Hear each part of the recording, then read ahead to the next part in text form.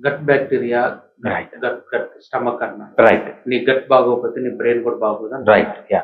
అసలు ఎక్కడి నుంచి ఈ గట్ అనేది ఉంటుంది? రైట్.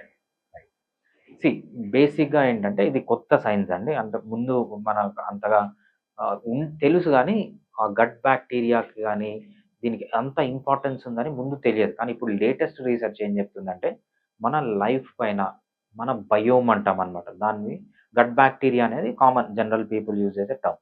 కానీ కరెక్ట్ టర్మ్ వచ్చి బయోమ్ లేకపోతే మైక్రోబయోటా లేకపోతే బయోటా లేకపోతే మైక్రోబయోమ్ ఈ 4 పదాలు యూజ్ చేయొచ్చనమాట. ఈ 4 పదాల్లో కరెక్ట్ పదం అనమాట. సో, అసలు గట్ బ్యాక్టీరియా అంటే ఏంటి అని మనం తెలుసుకోవాలి. సీ మన బాడీలో మనిషి ఒక్కడే ఉండడనమాట. మన పైన చాలా వేరే లివింగ్ ఆర్గానిజమ్స్ కూడా ఉంటాయి. మన బాడీలో గానీ, బాడీ పైన గానీ ఏమేమి ఉంటాయంటే వైరస్ ఉంటుంది, బ్యాక్టీరియా ఉంటుంది, ఫంగస్ ఉంటుంది, కొన్ని ప్రోటోజోవన్స్ ఉంటాయి, కొన్ని ఆల్గే కూడా ఉంటాయన్నమాట. మనతో పాటు అవి కూడా బతుకుతుంటాయి. అవి మన పైన ఎందుకుంటాయంటే వాటి వల్ల మనకు లాభం ఉంటుంది, మన వల్ల వాటికి లాభం ఉంటుంది. అంటే మ్యూచువల్ బెనిఫిట్ సింబయాసిస్ అంటారనమాట. సో, మనం దానికి ఏం చేస్తున్నామంటే కావాల్సిన ప్లేస్ ఇస్తున్నాం అవి బతకడానికి. రిటర్న్ అది మనకు కూడా హెల్ప్ చేస్తుంది. అవి ఏం హెల్ప్ చేస్తుందో మనం తెలుసుకుందాం.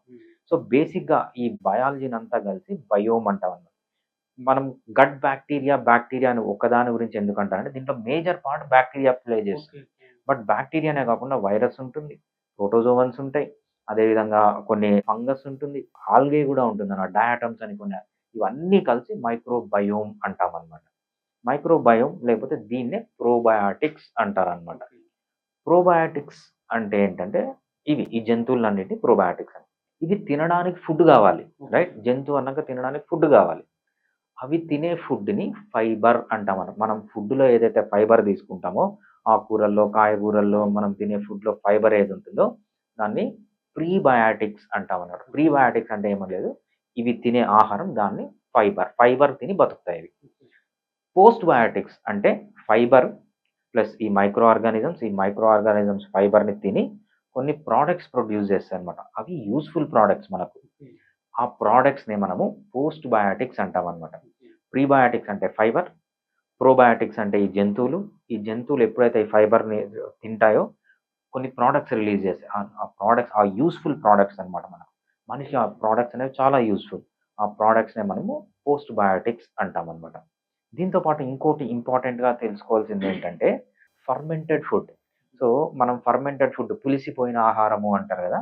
ఆ పులిసిపోయిన ఆహారంలో ప్రీబయాటిక్స్ ఉంటాయి. ఫైబర్ ఉంటుంది. ప్రోబయాటిక్స్ ఉంటాయి. మైక్రో ఆర్గానిజమ్స్ ఉంటాయి. అవి దాన్ని కొంచెం తింటాయన్నమాట. తిన్న తర్వాత పుల్లగా టేస్ట్ వస్తుంది. దాంట్లో చాలా ఇంపార్టెంట్ పోస్ట్ బయాటిక్స్ ఉంటాయన్నమాట. మనకు ప్రీబయాటిక్స్, ప్రోబయాటిక్స్, పోస్ట్ బయాటిక్స్ ఉన్న ఫుడ్‌ని మనం ఏమంటామంటే ఫర్మెంటెడ్ ఫుడ్ అంటాము.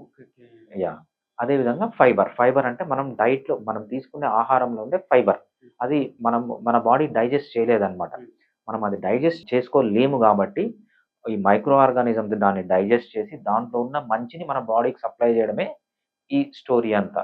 సో, మనము దీంట్లో డీప్‌గా ఎళ్ళేకి ముందు తెలుసుకోవాల్సిందేంటంటే ప్రీబయాటిక్స్. ప్రీబయాటిక్స్ అంటే ఫైబర్. ప్రోబయాటిక్స్ అంటే ఈ మైక్రో ఆర్గానిజమ్స్. పోస్ట్ బయాటిక్స్ అంటే ఇవి ప్రొడ్యూస్ చేసే కెమికల్స్. దీన్నే పోస్ట్ బయాటిక్స్ అంటామని. ఇది అర్థం చేసుకున్న వెంటనే మనం ఇంకా ఈ ఎపిసోడ్‌లోకి డీప్‌గా వెళ్ళొచ్చు.